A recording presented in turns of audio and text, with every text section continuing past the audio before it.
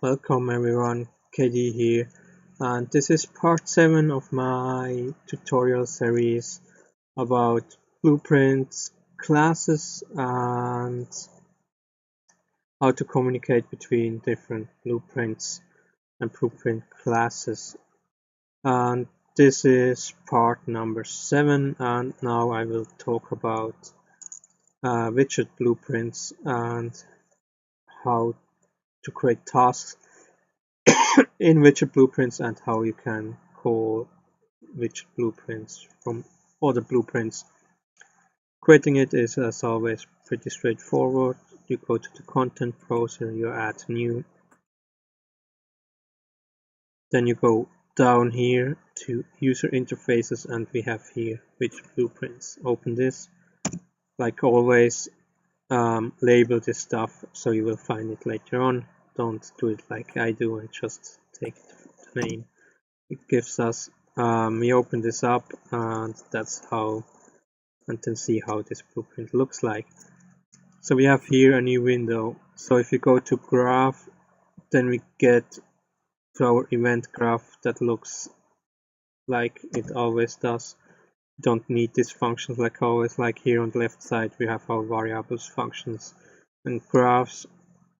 What is new is the designer part. And what can you do here is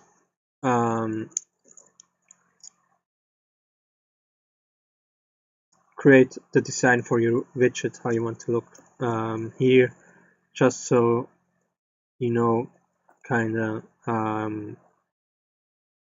what options you have here is.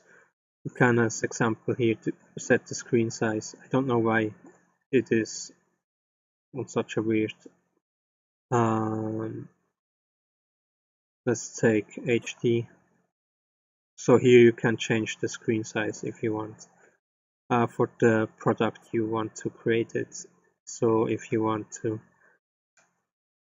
make a mobile phone, you also can select iPhones and things like that. Anyway, that's more or less the thing you want to know. If you want to change the DPI scale, so if you want to change between different monitors, you may want to look into this.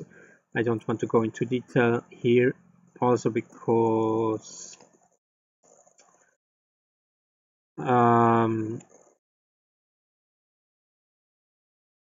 I worked a lot with that, not a lot with that, but I tried to figure this out and ask people and so on. No one gave me the answers I wanted to hear, and because it takes a long time to set up. But here in the DPI curve, you can change for different resolutions. You can give a different scale, so you can make the viewport look good for this different resolutions. Just as in a small information. Right now, this is not for beginners. Maybe I shouldn't have showed you that. Anyway, how to create something. We have here a canvas to start with. We can, as example, and now we can add different stuff. I won't go through everything. You can play around with this stuff a little bit on your own. You can, as example, use an image. Then you can. I will recommend you to use anchor points.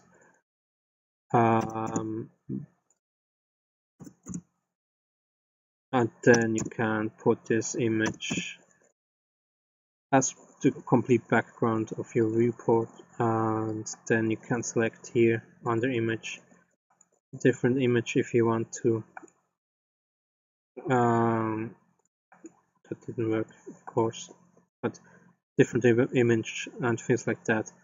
You also can just change the color to red as example, making it see-through or anything like that. That's what you can hear, and then you can change the visibility in here. As example, everywhere where you find binds, you can create an extra function, and then as example create here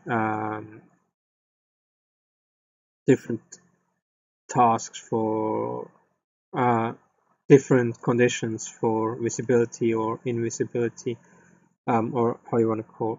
You can call in here as example, because this is about communication between the blueprints.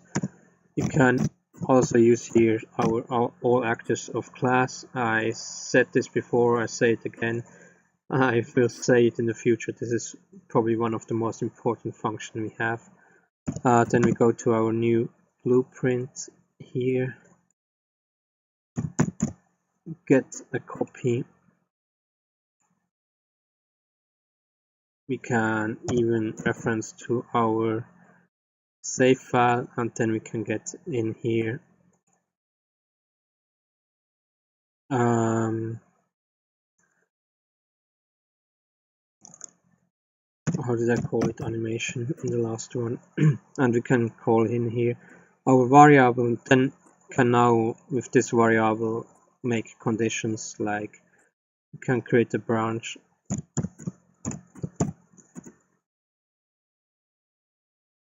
in here, and we create here this is something I didn't show you and that is extremely important, so now I will show you. Definitely you can here use promote to variable, and then you can create directly a variable.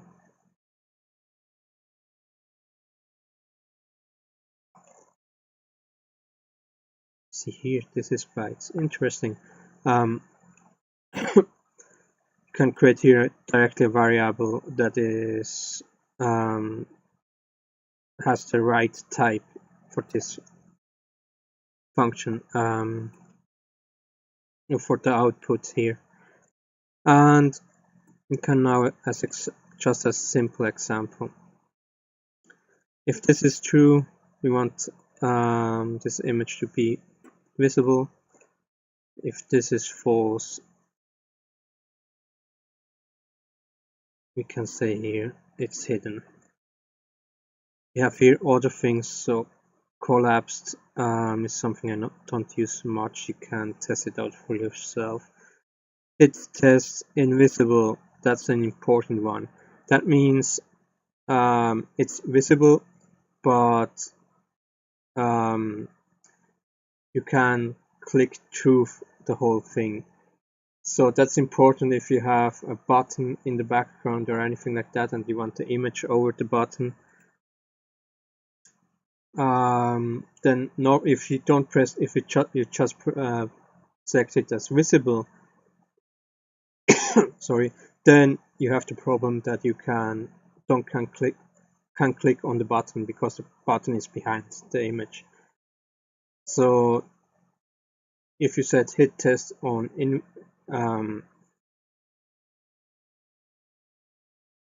hit test invisible, then it will be visible, but you can press through this object, as example image or anything like that. This is one thing. And border I don't use often. This is more design choice. You can check this for yourself, a checkbox if you want to. You can connect this to a ball, and then players can select or deselect it. Can be useful for settings or anything like that. Named slot, I think that's also user input, I'm not sure. Again, you can test it. Allows you to expose an external slot for your user, which do not just use your user control. They can put whatever they want into this name. Progression bar, this is, like I said, it's a progression bar. You can set this here to left and right. You can set the percentage 0.5 as example, then you can change the colors. Maybe change it to foreground to background if you want to make it look a little bit more interesting. Like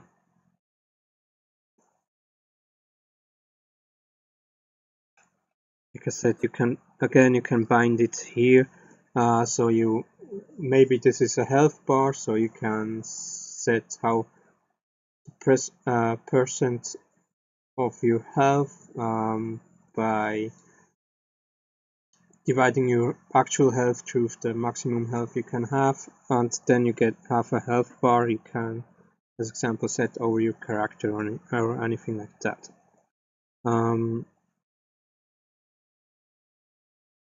But I can't find here. I find it a little bit strange.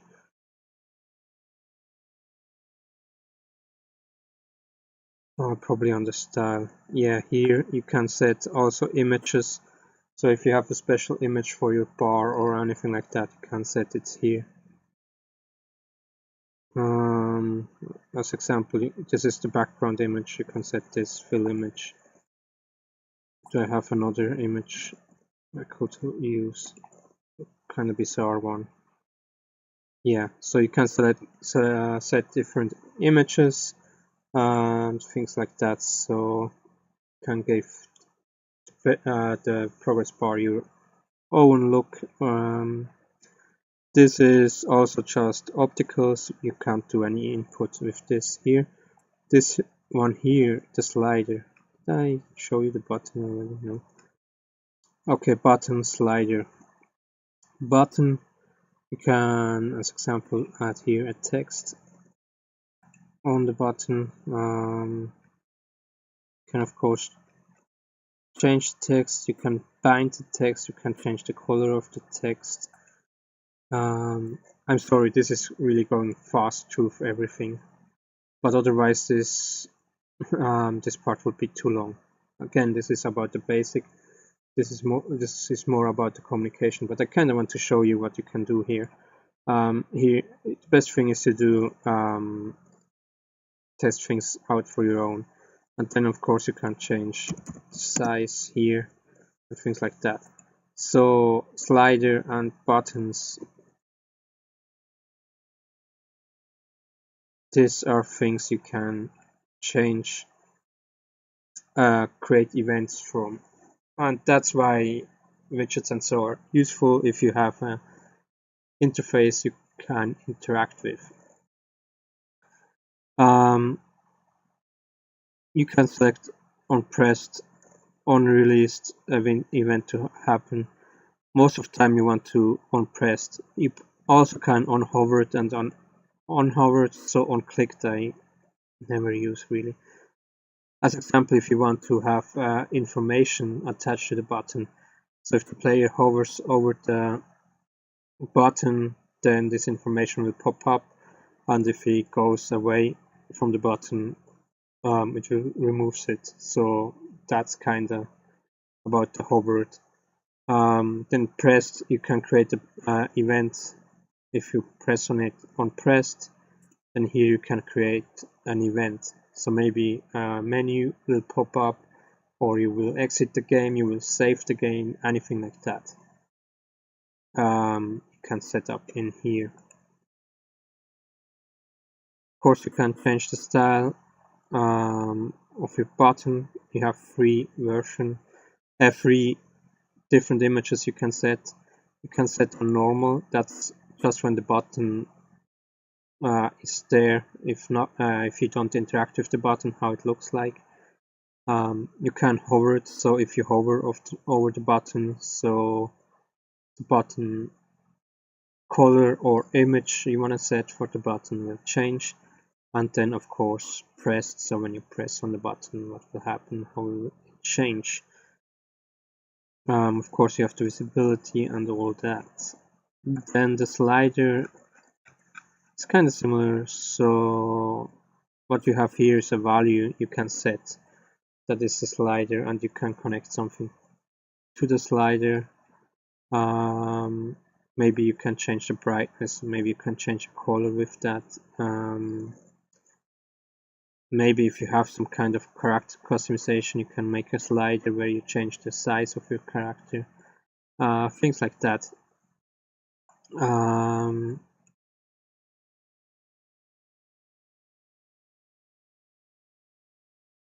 And mostly you probably will use on value changed here for an event. So you can create an event here on value changed, and then you have even a value output, and you can create an event with this value output.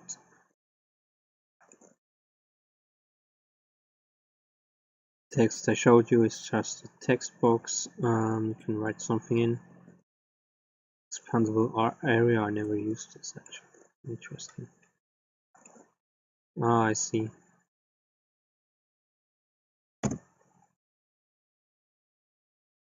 These are also things I don't use often. You can create a second canvas panel.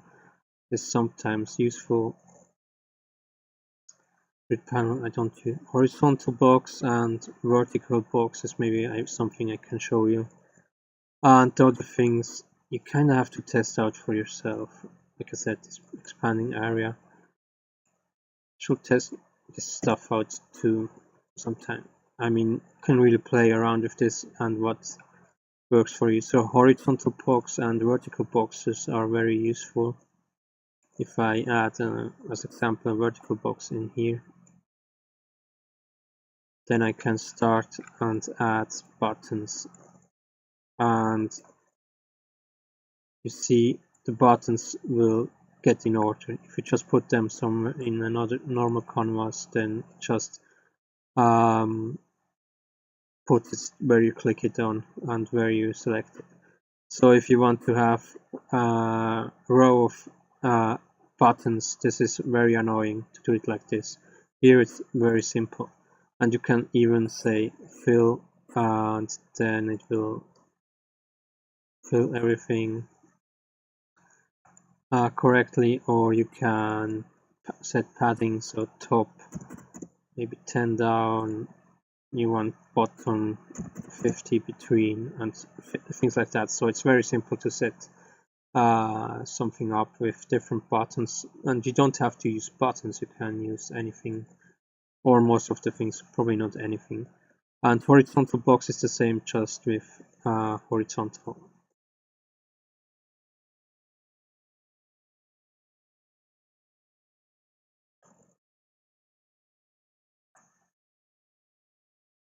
I just realized isn't horizontal anyway.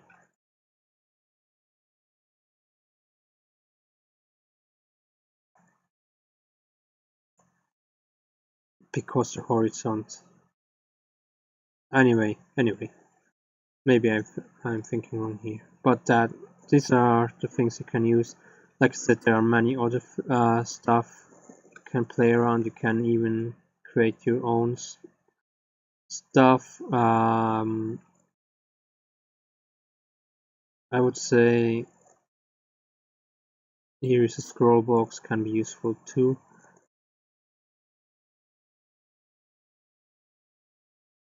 And stuff like that.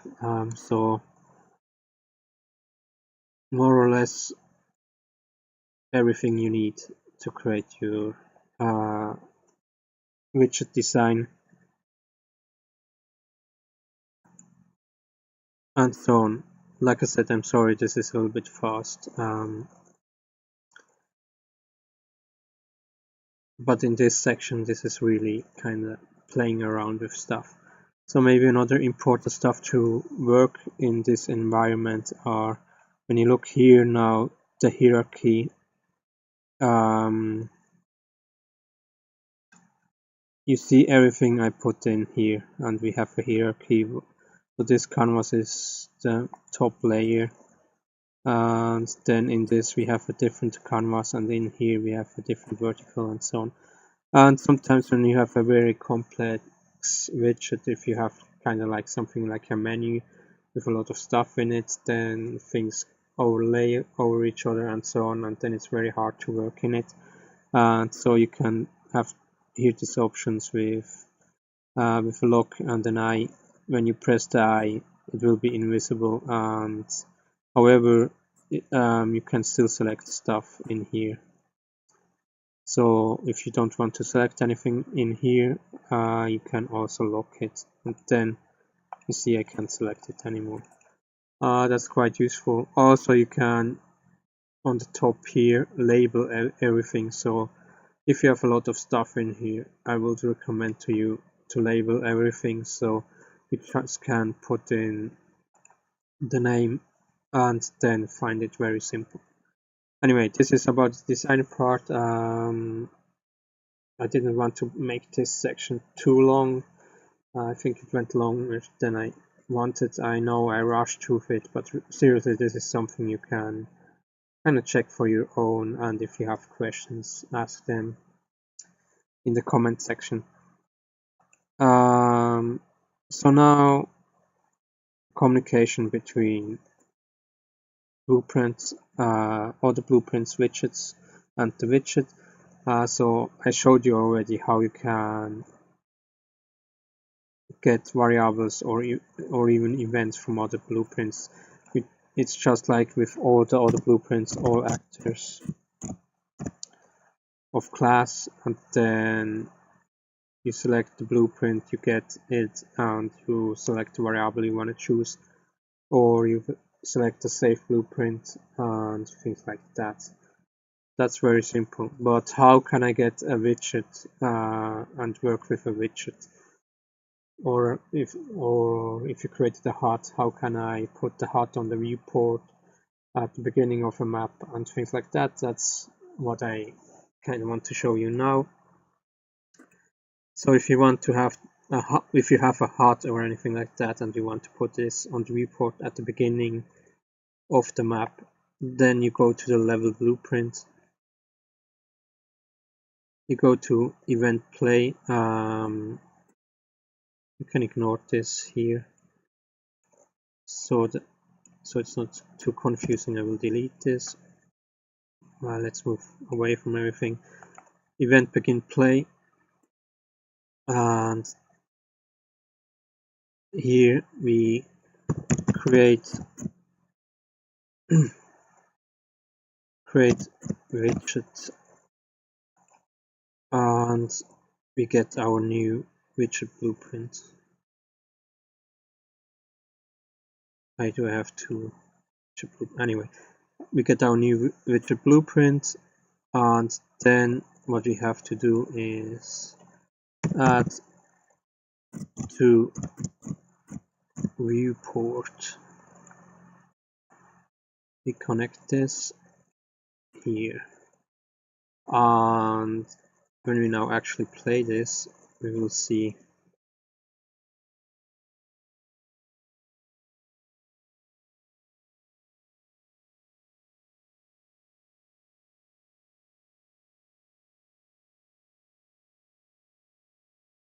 that the widget we created comes up. So we don't see the image I created because I said there it's only visible when animation is on true and this is on false. So now we have two problems. We have here a lot of buttons. We can't press any of these buttons, and I don't even see my mouse. This is maybe okay if you have really a HUD that only shows you informations. Like if it's a first-person shooter and you only want to show ammunition and maybe your health or anything like that, then this is fine.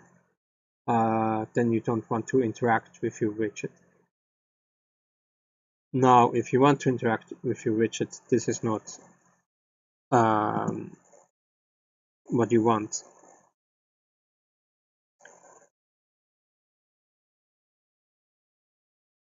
So what you can do here now is additional. You can ignore the error, that's because of something else. And here we have under input,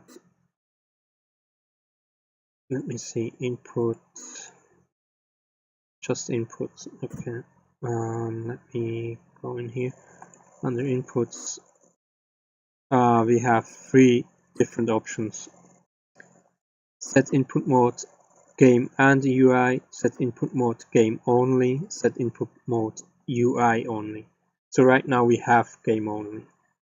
So if you have only a HUD that is not interactive or anything like that, just there to give informations to the player, then you want to keep this on game only. If you have now a game that is completely controlled by the HUD, maybe a turn-based game or anything like that, and you give in commands, then you set input mode UI only. If you want both the game and the UI, then you set input mode game and UI, of course.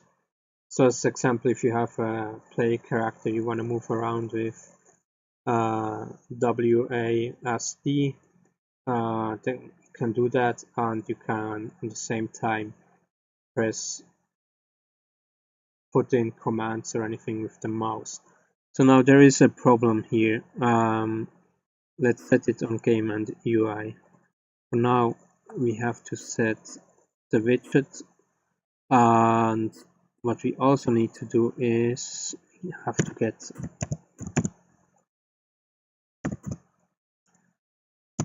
player controller, is it called? Get player controller, and we have to set this on target.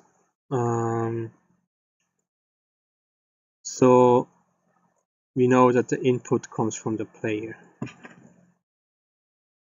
So we have now, when we did this and play, now we have an interactive widget. We can't really interact. We can interact with it. You see some of the buttons come up. I have one big problem. I don't see my mouse cursor. I saw it for a moment, but you see I don't see it, my mouse cursor. That's a little bit annoying, and we actually can change that. From the play controller, we go in here, we press in mouse cursor, and then we have here set show mouse cursor. This is a boolean. We set this on true. We put this in line of our widget. Now we see our mouse, and we can actually interact with the buttons if we put a task on it. So now one more thing to show you. Maybe you don't want to have the widget on the UI itself. Maybe you want to connect to have it on a player character, like giving it some dialogue options or something like that. If you go closer to an NPC, you also can do this directly in the character or in the active blueprint if you want to. You can add under the component list, you can add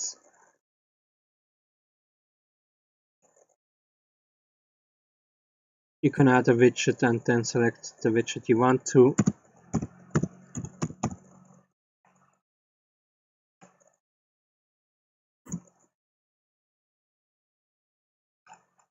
And then kind of select the widget we created.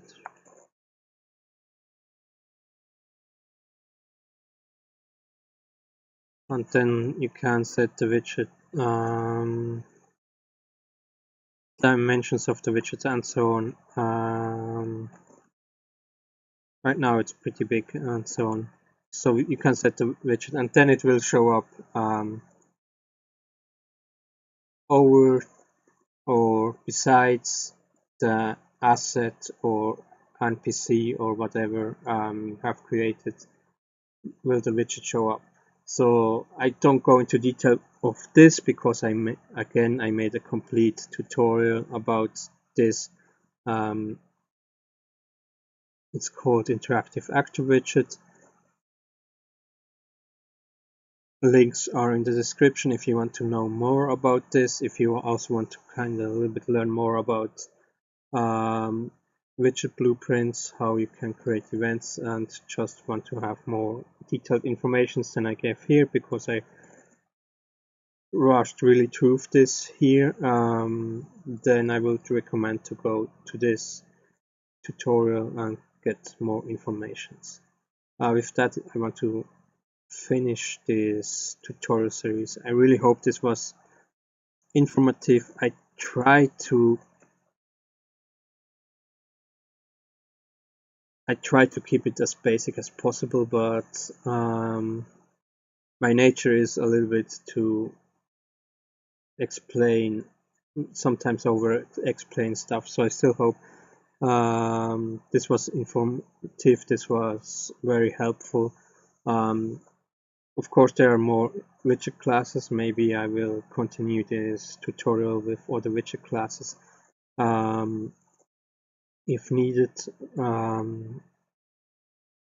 or anything like that, but I think you saw now, if you watched all the parts, and I would recommend go through all the parts, then you really saw all the most important blueprints you will use for your game, how you can interact between these blueprints, and what tasks you can solve.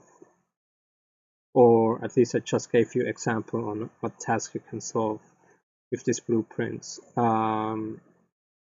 Again, giving you showing you specific examples, it just would have taken too much time, and it would just been a specific example, and there are many ways to create tasks and things like that you can then change the gameplay with, and so on. So I really want to keep it on the basic, and like I said, if you want to know more, want to just go more into detail with everything, all these tutorials I was talking about, they do this. They go more into detail of the things I talked about in this tutorial, so please watch them, so you will learn more and you will see examples and things like that. They will really help you to expand your knowledge about blueprints.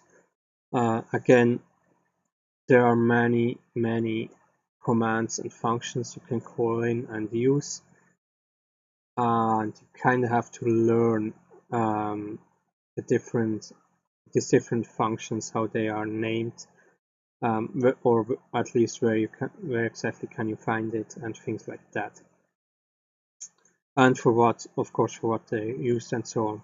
That's just something I can't do in a tutorial.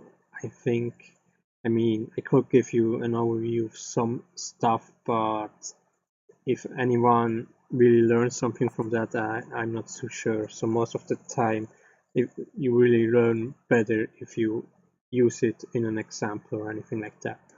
And then it's the best thing to find it if you want to do something, to find a tutorial, or you can also ask me. I will try to answer your questions, maybe show you in another tutorial how you can do stuff and like this, stuff like that. The comment section and so on.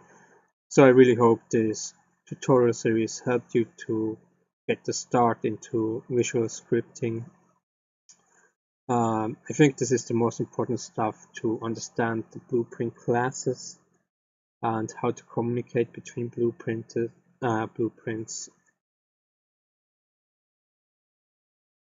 That's kind of, I think, a really basic knowledge you need to have if you want to go further. Otherwise it will be very confusing, and so on. But so I really hope this helped you, and again, if you have more questions, please ask them. I will really try to answer them all, and to hopefully to your satisfaction. Thank you for watching. please tune in for other videos and live streams.